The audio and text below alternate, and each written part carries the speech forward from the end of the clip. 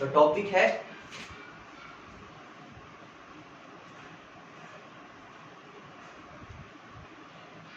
Electrochemistry का molar conductivity.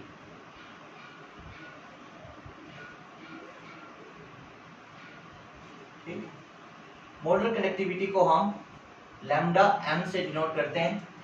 कई बार हम इसको ऐसे भी लिखते हैं, लैम्डा एम, मोलर कंडक्टिविटी। तो मोलर कंडक्टिविटी क्या होती है, देखो यहां पे ध्यान से। हम क्या करते हैं, दो इलेक्ट्रोड्स ले लेते हैं। जैसे मैंने एक इलेक्ट्रोड ये लिया,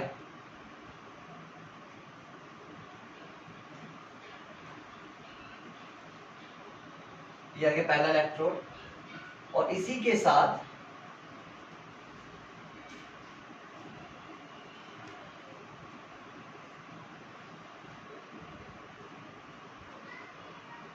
ये आ गया दूसरा इलेक्ट्रोड, ठीक है। और हम इन दोनों इलेक्ट्रोड्स को कितना एक दूसरे से दूर रखते हैं, 1 सेंटीमीटर अपार्ट। मैंने डेफिनेशन में आपको बताया था। अब इन दोनों इलेक्ट्रोड्स को हम बैटरी के साथ कनेक्ट कर सकते हैं।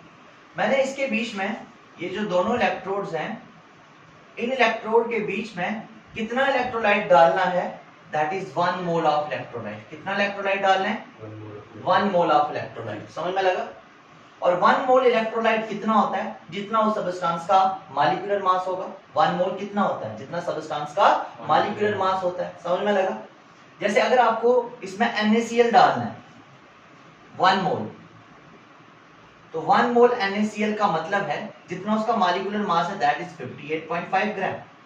तो आपको उस समय इन दोनों इलेक्ट्रोलाइट इलेक्ट्रोड्स के बीच में 1 मोल NaCl डालना है, यानी कि 1 मोल 58.5 ग्राम NaCl यहाँ पर डाल देना है। और जैसे ही आप इसमें 1 मोल NaCl डालोगे तो NaCl डिसोसिएट होगा Na positive plus Cl negative में। तो 1 मोल इलेक्ट्रोलाइट जो डाला था उसकी वजह से बहुत सारे आयंस बन जाएंगे, और ये आयंस आपको कितनी कंडक्टिविटी देते हैं, क्योंकि फ्लो ऑफ आयंस की वजह से ही करंट प्रोड्यूस होगा। तो ये आयंस आपको कितनी कंडक्टिविटी देते हैं, 1 मोल इलेक्ट्रोलाइट से जो आयंस बने वो आयंस आपको कितनी कंडक्टिविटी देते हैं, that is known as 1 molar conductivity और मोलर कंडक्टिविटी। समझ में लगा। मोलर कंडक्टिविटी क्या होती है, it is the conducting power of all the ions which are present in 1 mole of the electrolyte। एक मोल इलेक्ट्रोलाइट में कितने आयंस प्रेजेंट हैं, एक मोल इलेक्ट्रोलाइट में कितने आयंस प्रेजेंट हैं, और उन आयंस की वजह से आपको कितनी कंडक्टिविटी मिलती है, that is known as molar conductivity. हाँ, एक चीज का ध्यान रखना है, आपने अपने इलेक्ट्रोलाइट को दो पैरेलल इलेक्ट्रोड्स को बीच में डालना है, दो पैरेलल इलेक्ट्रोड्स के बीच में डालना है अपना इलेक्ट्रोलाइट, और उन इलेक्ट्रोड्स का बीच का जो गैप होगा वो कितना होना चाहिए, 1 सेंटीमीटर अपार्ट होना चाहिए। समझ में लगा आपको। तो क्या होती है बेटे molar conductivity, what is molar conductivity? It is defined as the conducting power of all ions which are present in 1 mole of the electrolyte। मतलब मैं यहां लिख देता हूं, conducting power of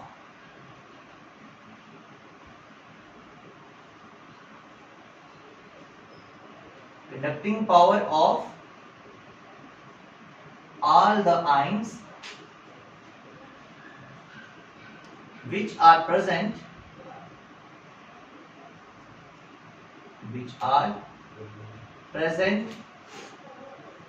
in 1 mole of electrolyte। समझ में आया कि नहीं?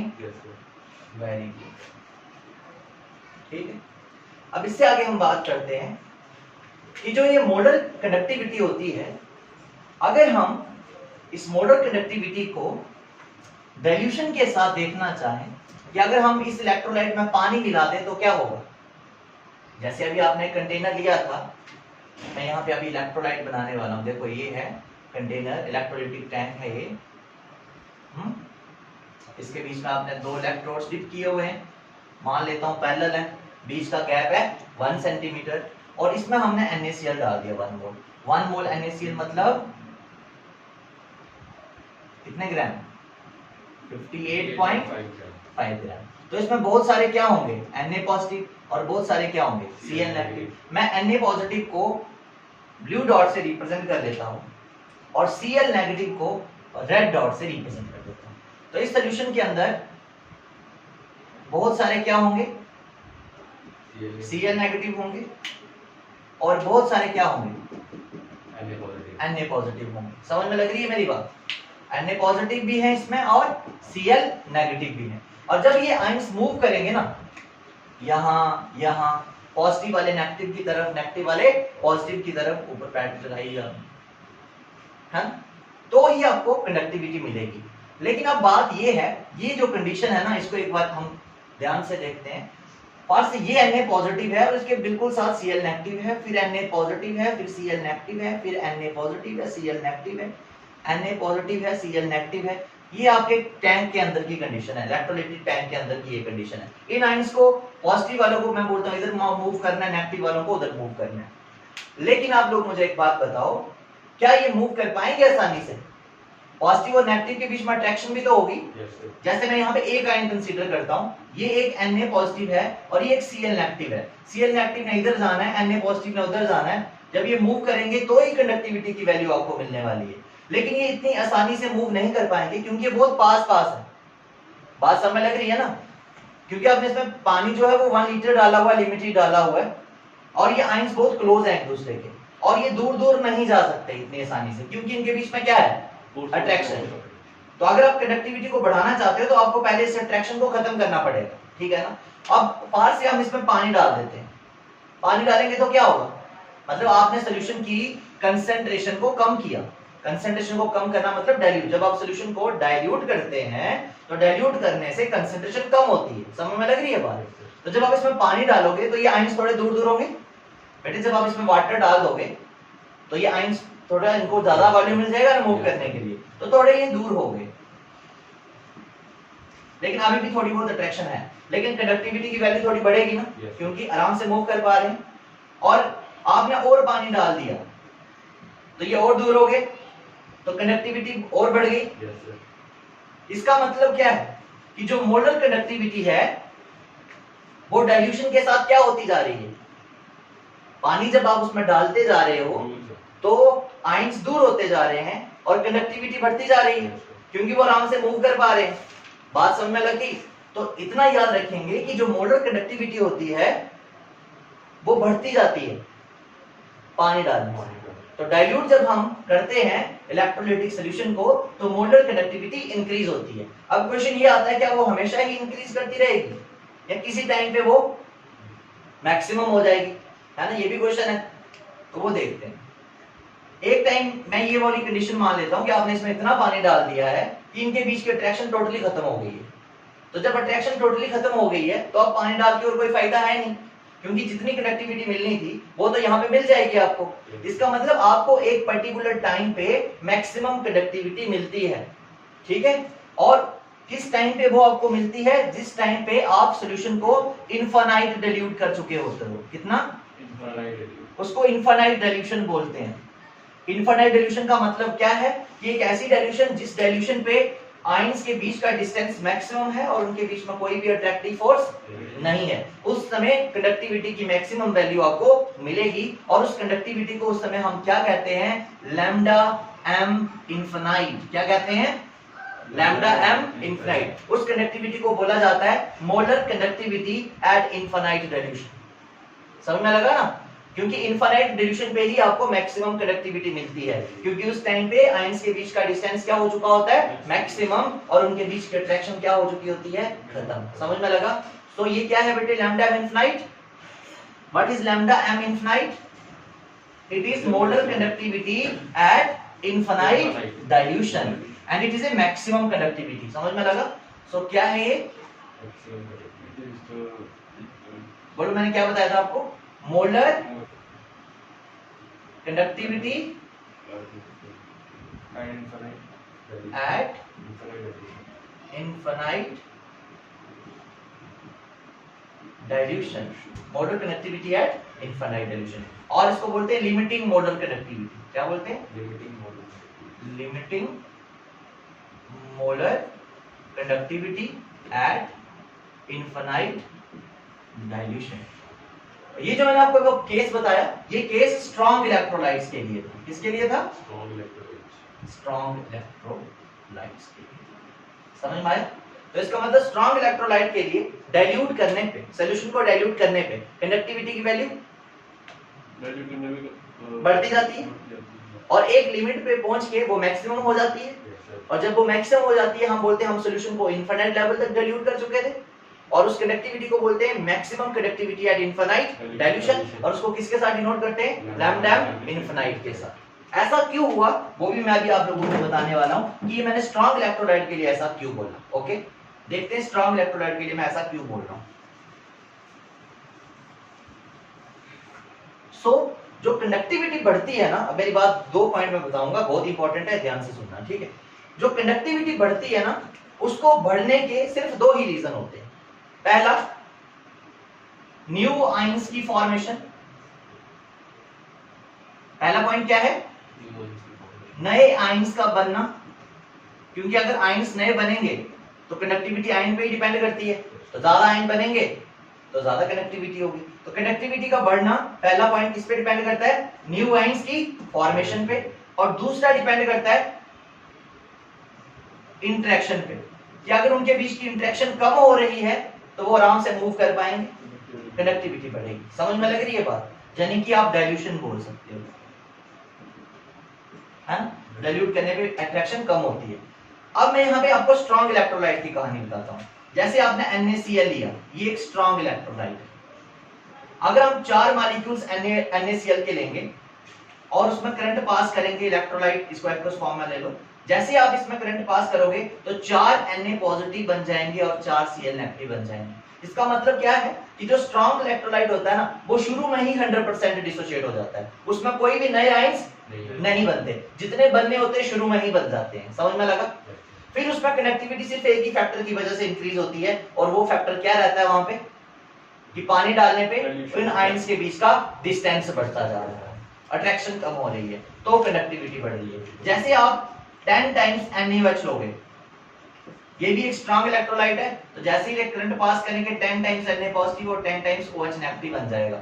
नए आयंस अब और नहीं बनेंगे, जितने बनने थे वो शुरू में ही बन चुके हैं। और अब कंडक्टिविटी की वैल्यू जो इंक्रीज होगी वो सिर्फ और सिर्फ किस वजह से इंक्रीज होगी?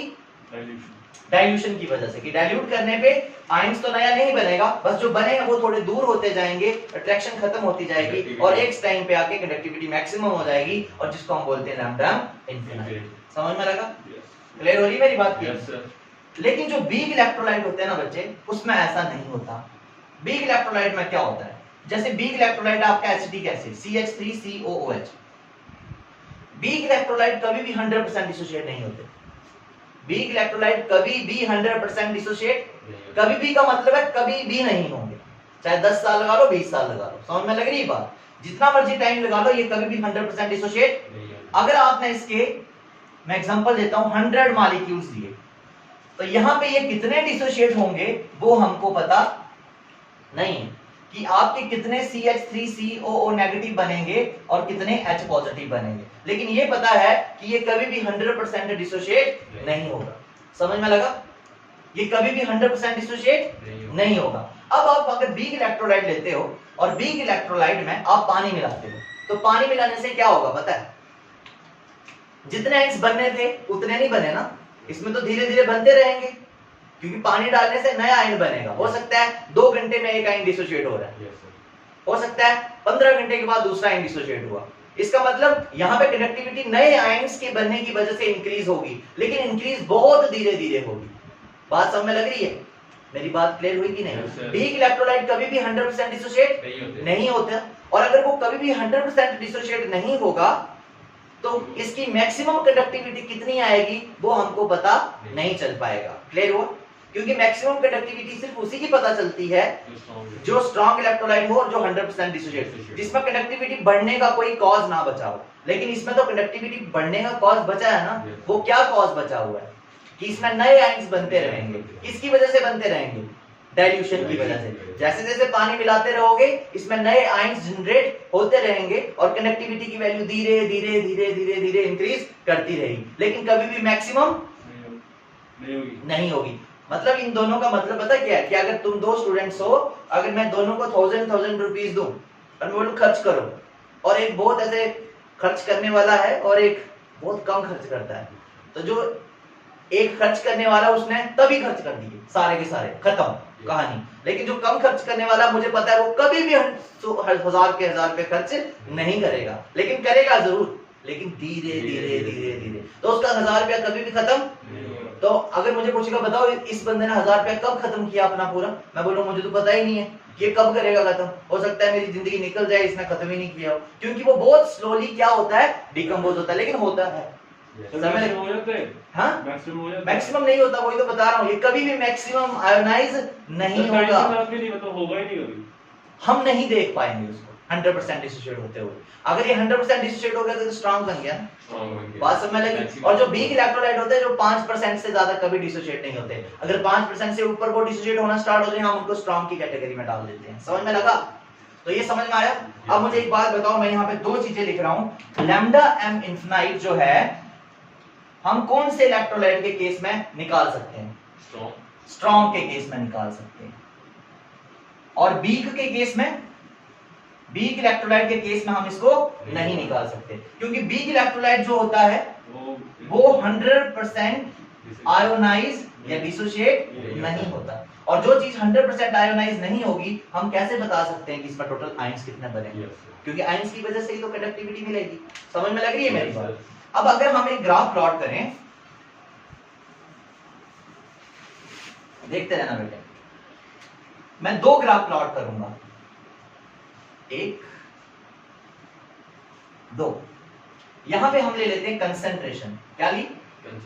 कंसंट्रेशन, और यहां पे ले ली कंडक्टिविटी, मोलर कंडक्टिविटी, यहां पे ले ली कंसंट्रेशन और यहां पे ले ली मोलर कंडक्टिविटी, ओके, जो कि ऊपर की तरफ बढ़ गई। ये केस लिया मैंने स्ट्रॉन्ग इलेक्ट्रोलाइट का, और ये केस लिया वीक इलेक्ट्रोलाइट का। तो अब आप मुझे बताएं स्ट्रॉन्ग और वीक के केस में वो ग्राफ कैसे आएगा? आपको पता है जब कंसंट्रेशन मैक्सिमम होगी, मतलब जब सल्यूट बहुत ज्यादा होगा तो आयन बड़े क्लोज होंगे, उस समय कंडक्टिविटी बहुत कम होगी, तो इस समय कंडक्टिविटी बहुत कम है। जैसे जैसे हम पीछे की तरफ आएंगे, कंसंट्रेशन कम करेंगे तो कंडक्टिविटी बढ़ती जाएगी, और एक टाइम पे वो मैक्सिमम आ जाएगी ना, क्योंकि स्ट्रॉन्ग इलेक्ट्रोलाइट है। तो मैं बोलता हूँ यहाँ पे टच हो गया ये ग्राफ एक बारी, क्या मतलब है इसका? कि जैसे जैसे आपने कंसंट्रेशन कम की वैसे वैसे कंडक्टिविटी बढ़ी, और एक टाइम पे वो जाके क्या हो गई? मैक्सिमम। क्या मैं इस पॉइंट को क्या लिखूं? क्या इस पॉइंट को हम लैम्डा एम इनफिनिट लिख सकते हैं? समझ में लगा? अब जैसे जैसे कंसंट्रेशन आप बढ़ा रहे हो, सल्यूट डाल रहे हो, वैसे वैसे कंडक्टिविटी कम हो रही है। समझ में लगा? लेकिन वीक इलेक्ट्रोलाइट में ये पॉइंट यहाँ टच कभी नहीं होगा। क्यों नहीं होगा? तो ये ग्राफ पता कैसे आएगा? यहां से स्टार्ट करते हैं, बिल्कुल धीरे धीरे ये इंक्रीज होगा, लेकिन ये इसके साथ साथ चलता रहेगा, लेकिन टच कभी नहीं होगा। टच हो गया तो मतलब है मैक्सिमम कंडक्टिविटी मिल गई, लेकिन ये कभी भी इसके साथ जितना मर्जी इसको एक्स्ट्रा प्लॉट कर लो आप लोग, ये इसके साथ टच नहीं होगा। मतलब यहाँ पे आपको लैम्डा इनफिनिट की वैल्यू नहीं मिल रही। समझ में लगा? तो ये था आपका एक कंसेप्ट कि जो मोलर कंडक्टिविटी होती है वो डाइल्यूशन के साथ कैसे वेरी करती है। समझ में लगा? So what is the effect of dilution on molar conductivity? तो आप क्या बोलोगे? Molar conductivity increases upon dilution. सही है? जनरल बोले तो मोलर कंडक्टिविटी इंक्रीज होती है डाइल्यूशन के साथ, लेकिन for strong electrolyte it sharply increases, है ना? डाइल्यूशन के साथ शार्पली इंक्रीज करती है, then it becomes maximum, which is known as maximum conductivity at infinite dilution. But in case of weak electrolyte, it increases very slowly, but never becomes maximum, because weak electrolyte doesn't show 100% ionization or dissociation. समझ में लगा? तो ये था आपका concept कि molar conductivity क्या होती है और वो कैसे वेरी करती है डाइल्यूशन के साथ। समझ में लगा या नहीं? Yes sir. क्लियर है? सो इसको अगर आपने नोट करना है कर लीजिए, ठीक है? नोट करना है इसको तो नोट कर लीजिए।